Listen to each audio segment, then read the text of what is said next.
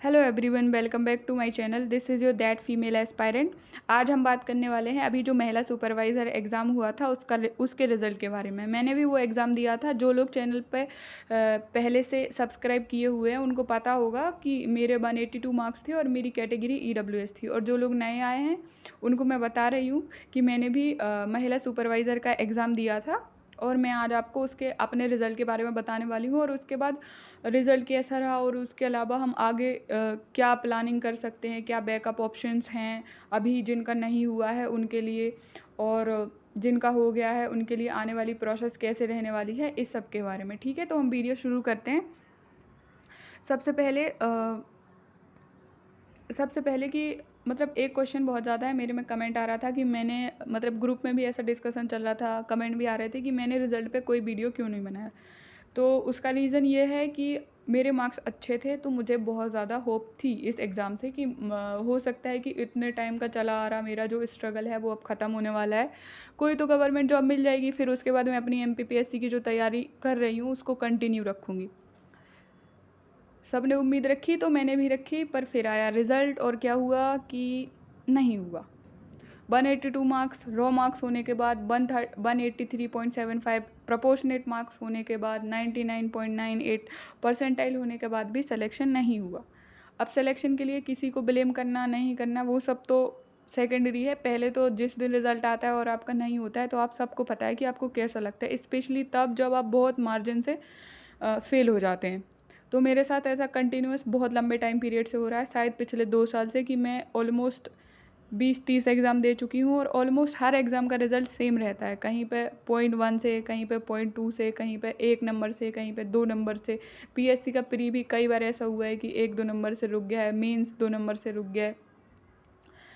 तो बहुत ज़्यादा एकदम से ऐसा हुआ कि इस रिज़ल्ट की जो न्यूज़ थी उसके बाद से मैं बहुत ज़्यादा डिप्रेशन जैसा हो गया था, मतलब बहुत ज़्यादा डाउन थी, मन ही नहीं लग रहा था, रिज़ल्ट प्रोसेस ही नहीं कर पा रही थी। तो सारा टाइम गया रिज़ल्ट को प्रोसेस करने में, फिर समझने में कि रिज़ल्ट आया कैसा है, क्यों किसी को बोनस मार्क्स मिले हैं, क्यों मुझे नहीं मिले हैं, और कैसे फिर लोग सेलेक्ट हुए। ठीक है, तो ये सब कुछ समझने में इतना टाइम लगा। मैंने देखा, फिर मुझे समझ आया, फिर मुझे लगा हाँ ठीक है। अब मतलब मुझे ये बात बहुत अच्छे से समझ आ गई है कि इस रिज़ल्ट में, एटलीस्ट इस रिज़ल्ट में उन लोगों की गलती नहीं थी जो 175 प्लस थे। कम से कम 175 प्लस वाले बच्चे ऐसे थे जिन्होंने पढ़ाई की थी। तो अगर पोस्ट इतनी कम होंगी तो फिर जो सिलेक्शन रेशियो है वो कम रहेगा ही रहेगा। और आपने जिस तरीके से परसेंटाइल का सिस्टम बना दिया है कि अगर आप शिफ्ट टॉपर हैं तो ही आप सिलेक्टेड होंगे, तो फिर आप सोचिए कि कोई एग्ज़ाम जो 70 दिन में हुआ है, मतलब 70 शिफ्ट में हुआ है, उसमें अगर 42 बच्चे हैं जो जनरल कैटेगरी से सिलेक्ट होने वाले हैं, ईडब्ल्यूएस कैटेगरी के मिला के सिलेक्ट होने वाले हैं, 32 बच्चे हैं जो अनरिजर्व्ड कैटेगरी से सिलेक्ट होने वाले हैं, वहाँ पे 2 शिफ्ट से एक बच्चे का एवरेज बनता है। तो वहाँ पे ये होना बहुत ज़्यादा पॉसिबल है कि एक शिफ्ट में एक बच्चे के आपसे ज़्यादा नंबर आ गए होंगे। जैसे मेरे 182 हैं तो किसी के 183 184 आए होंगे। ये बहुत बड़ी बात नहीं है क्योंकि पेपर इतना टफ भी नहीं आ रहा था। मतलब आप कुछ भी बोलिए, जिन्होंने पेपर दिया है उनको खुद पता है कि हाँ एग्ज़ाम था, उसका अप्रोच अलग था। जैसे पहले से जो क्लासिकल अप्रोच में चले आ रहे थे पेपर की, डायरेक्ट फैक्चुअल एग्ज़ाम हो रहे थे, वैसा पेपर नहीं था, बहुत अंडरस्टैंडिंग बेस्ड पेपर था। तो जिन्होंने थोड़ी सी भी अच्छी तैयारी की थी उनके लिए पेपर सरल था। वही हुआ, कट ऑफ बहुत हाई गया। कोई दिक्कत नहीं है कि कट ऑफ हाई गया है, इसमें तो मुझे नहीं लगता कि बच्चों की गलती है। इसमें जो भी गलती है सारी सिस्टम की गलती है। उनको सीट्स बढ़ानी चाहिए थी, कुछ ज़्यादा पोस्ट होती तो शायद ज़्यादा बच्चे सेलेक्ट होते। तो यहाँ पे तो मतलब बच्चों का कोई गलती नहीं है। एनसीसी एनएस जो एनसीसी और एनएसएस वाले बच्चे हैं उनको जो बोनस मार्क्स मिले हैं 5%, तो उस पर भी बहस करना बेकार है, क्योंकि जो लोग रियल सर्टिफिकेट के साथ आए हैं ना उनको जायज़ है वो नंबर मिलना, क्योंकि ऐसा ऐसा तो है नहीं कि इसी एग्ज़ाम में स्पेशली दे दिए गए हों। वो पहले से चले आ रहे हैं, बहुत पहले से सभी एनसीसी एनएसएस वालों को 5% मार्क्स का बोनस मिलता है। सेम पीडब्ल्यूडी के साथ है, उनको भी रिजर्वेशन मिला हुआ है। हाँ, इसमें सिर्फ इतना किया जा सकता है कि जो एनसीसी और एनएसएस वाले बच्चे हैं या फिर जो पीडब्ल्यूडी कैटेगरी के बच्चे हैं जो सिलेक्ट हुए हैं, उनके सर्टिफिकेट्स की अच्छे से जाँच हो ताकि किसी भी ईमानदार बच्चे के साथ धोखा ना हो। मेरे स्कोर कार्ड की बात तो जब जब मैंने अपने पहला वीडियो अपलोड किया था और मैंने बताया था कि मेरे 182 मार्क्स है, तो बहुत सारे कमेंट ऐसे थे कि नहीं हो सकते, आप अपनी हमें आंसर की दिखाइए, ये वो फलाने में, पर मैंने आंसर की डाउनलोड नहीं की थी। तो मतलब मैं कैसे बताती कि नहीं नहीं मेरे मार्क्स सच में इतने थे। तो ये अच्छा हुआ है, आज मेरे पास प्रूफ है, तो मैं वो भी दिखा सकती हूँ कि मेरे स्कोर कितना था, प्रपोर्शनेट मार्क कितने हो गए थे, और फिर उसके बाद भी नहीं हुआ, उसका रीज़न क्या रहा होगा। तो ये आप स्क्रीन पर देख रहे हैं ना, ये मेरी मार्कशीट है। मेरे 183.75 थे प्रोपोर्शनेट मार्क्स, और मेरा परसेंटाइल है 99.938। और इसके बाद भी मेरा सिलेक्शन नहीं हुआ है, मतलब 99.9 परसेंटाइल के बाद भी सिलेक्शन नहीं हुआ, या 184 नंबर, ऑलमोस्ट 184 नंबर होने के बाद भी सिलेक्शन नहीं हुआ। कैटेगरी आपको दिख रही होगी, फीमेल EWS सिर्फ एक पोस्ट के लिए एलिजिबल थी, क्योंकि मैं पहले से संविदा कर्मी नहीं हूँ, मेरे पास और कोई सिंगल रिजर्वेशन नहीं था जिसके बेसिस पे मुझे बेनिफिट ऑफ मार्क्स मिले। ठीक है, तो ये रहा मेरा रिज़ल्ट। अब वो लोग जिनको दिक्कत थी कि रिज़ल्ट, तो हो सकता है कम से कम वो तो शांत हो जाएंगे।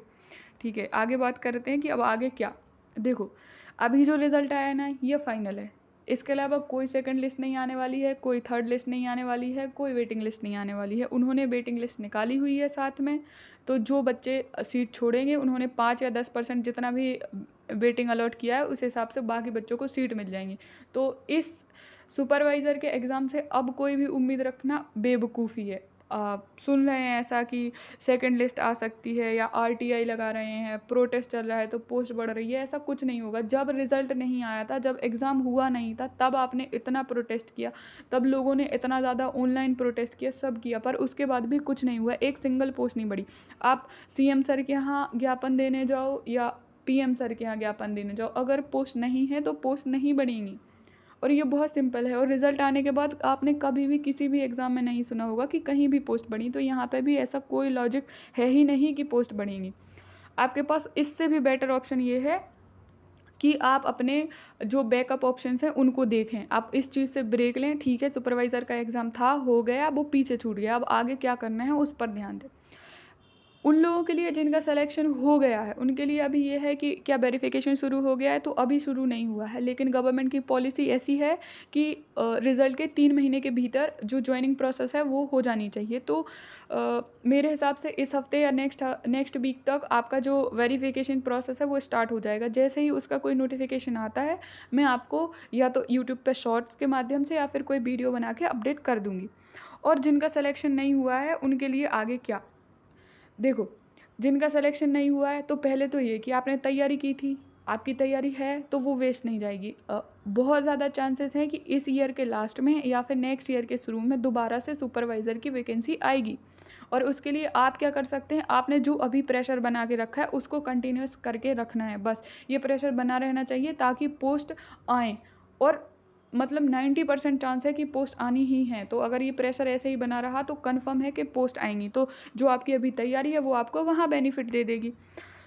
बाकी जिनको ऐसा लग रहा है कि उनको आगे महिला सुपरवाइज़र नहीं करना है, उनको अभी नेक्स्ट 6 महीने में भी कुछ दूसरा एग्ज़ाम देखना है, तो अगर आपके पास BEd है, देखो सुपरवाइज़र के जितने लोगों ने एग्ज़ाम दिए उसमें से ज़्यादातर फीमेल्स थी, और वो जो मैरिड हैं, अगर अनमैरिड भी हैं तो वो टीचिंग जॉब्स में ज़्यादा प्रेफरेंस देती हैं, तो उनके पास BEd, DLED, TET ऐसा कुछ होगा। तो जिनके पास BEd है उनके लिए MP में अगर अभी कोई अपॉर्चुनिटी नहीं है तो वो UP में देख सकते हैं। UP में LT ग्रेड टीचर की वैकेंसी है, वो निकली हुई हैं।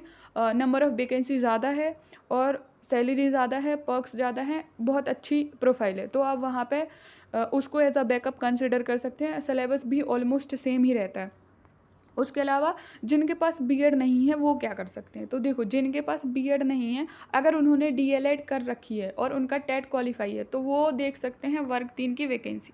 कौन सी वैकेंसी देख सकते हैं, वर्ग 3 की। इसका मैंने डिटेल्ड वीडियो अपने चैनल पर बना रखा है, तो आप इसी चैनल पर उस वीडियो को भी देख सकते हैं कि उसमें 10,000 प्लस वैकेंसी अभी निकली हुई हैं, तो आप उसको एज अ बैकअप कंसिडर कर सकते हैं। अगर आपके पास DLED और TET भी नहीं है, लेकिन आपका मैथ्स स्ट्रॉन्ग है, ठीक है, आपकी इंग्लिश अच्छी है, आपका साइंस का पोर्शन अच्छा है, तो आपके लिए बैंकिंग और SSC के एग्ज़ाम्स भी बहुत बेनिफिशियल हो सकते हैं। उसके अलावा अभी जो करंट में वैकेंसी ओपनिंग चल रही है उसमें SSC CHSL के फॉर्म फिल हो रहे हैं। राजस्थान में SI के फॉर्म आने वाले हैं। IB AACI और 2 की जो पोस्ट है वो भी अच्छी पोस्ट होती है। 4600 ग्रेड पे की पोस्ट है उसके भी फॉर्म आने वाले हैं। तो अगर आप लोग चाहें तो इनको बैकअप के तौर पे कंसिडर कर सकते हैं। इनकी अगर आपको डिटेल चाहिए तो आप मुझे कमेंट करिए, मैं आपको जितना डिटेल हो सकता है उतना डिटेल वीडियो बना के प्रोवाइड करवाने की कोशिश करूँगी, ठीक है। उसके अलावा देखो, रिज़ल्ट आया, बुरा आया, आपका नहीं बहुत लोगों का बुरा आया। 6 लाख लोगों ने पेपर दिया था, सेलेक्ट सिर्फ 600 हुए हैं। तो उनमें से बाकी के जो 5,90,000 94,000 सॉरी 5,99,000 600 400 लोग हैं, उनका तो रिज़ल्ट ख़राब आया। Sorry for the calculation error.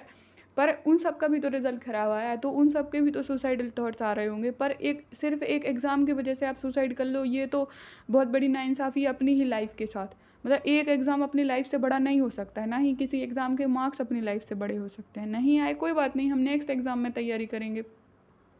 हैं बहुत सी लेडीज़ ऐसी हैं जिनको ऐसा था कि ये वाला अटेम्प्ट उनका लास्ट अटेम्प्ट था, इसके अलावा उनको कुछ शायद नहीं करने दिया जाएगा। तो आप प्लीज़, मतलब सुसाइड से बेटर है आप अपने घर वालों को समझाओ, उनसे बात करो। मुझे पता है कि बहुत ही बेकार कंडीशन होती है, बहुत ज़्यादा प्रेशर होता है, नहीं हैंडल हो रहा होता है, बहुत सारे उल्टे सीधे ख्याल आते हैं। पर उस सब में आपको ये सोचना चाहिए कि आपकी लाइफ किसी भी एग्ज़ाम से बड़ी नहीं है। लोग नीट क्वालिफाई नहीं कर पाते हैं पर फिर 72 लाख का पैकेज ले रहे हैं रोल्स रॉयस कंपनी में, आपने न्यूज़ सुनी होगी। तो आप भी कुछ ना कुछ अपनी लाइफ में बेटर कर लेंगे। चाहे इमोशनल ब्रेक डाउन हो रहा हो, चाहे सुसाइडल थॉट्स आ रहे हो, आपको सिर्फ ब्रेक लेना है। 6 दिन का ब्रेक लीजिए, 1 हफ़्ते का ब्रेक लीजिए, 10 दिन का ब्रेक लीजिए और उसके बाद दोबारा से लग जाइए पढ़ने में। आपको मैंने बैकअप बता दिए हैं, आप कमेंट करिए कि किस एग्ज़ाम की आपको डिटेल्स चाहिए, नोट्स चाहिए, सिलेबस चाहिए, प्रीवियस ईयर पेपर चाहिए, जो भी चाहिए आप मुझे बताइए। मेरे टेलीग्राम चैनल पे मैं जितना मटेरियल हो सकता है उसको प्रोवाइड करवाने की कोशिश करूँगी। वहाँ मैं MPPSC से रिलेटेड मटेरियल भी पोस्ट करती हूँ, तो आप उसको ज्वाइन करके वो भी वहाँ से चेक कर सकते हैं। उसके बाद है मुझे अपने रिज़ल्ट को लेके दुःख है, मुझे पता नहीं है, पर हो सकता है कि कुछ लोग ऐसे हो जो मुझसे भी ज़्यादा अच्छे नंबर लाके फ़ेल हुए हों। उनका तो दुःख आप समझ ही नहीं सकते हैं, किसी को नहीं समझ आ सकता है। वो जिसको चोट लगती है, दर्द भी उसी को समझ आता है। पर आप सब शेयर कर सकते हैं कमेंट में, एक दूसरे को पढ़ के थोड़ा तसल्ली मिलती है कि ठीक है, बहुत सारे लोग हैं हमारे जैसी सिचुएशन में हैं, वो फिर भी तैयारी कर रहे हैं, वो कंटिन्यूअस कर रहे हैं। आप अपने आप को कैसे मोटिवेट रख रहे हैं ये भी बताइए, ताकि कमेंट में और लोगों को भी हेल्प मिले कि ठीक है, हम भी इस तरीके से कर सकते हैं, हम भी आगे इस तरीके से पढ़ाई कर सकते हैं। और इस रिज़ल्ट के बारे में आपके क्या थॉट्स हैं, आपको क्या लगता है, क्या सच में कोई धांधली हुई है, क्या पोस्ट बढ़ सकती हैं? जो भी आप अपने इस रिज़ल्ट के बारे में सोच रहे हो उसको प्लीज़ वीडियो के कमेंट सेक्शन में बताइए। मैं सबके कमेंट्स पढ़ती हूँ, मैं सबके रिप्लाई करती हूँ, तो मैं सबके कमेंट्स देखूँगी कि आप क्या कहना चाह रहे हैं।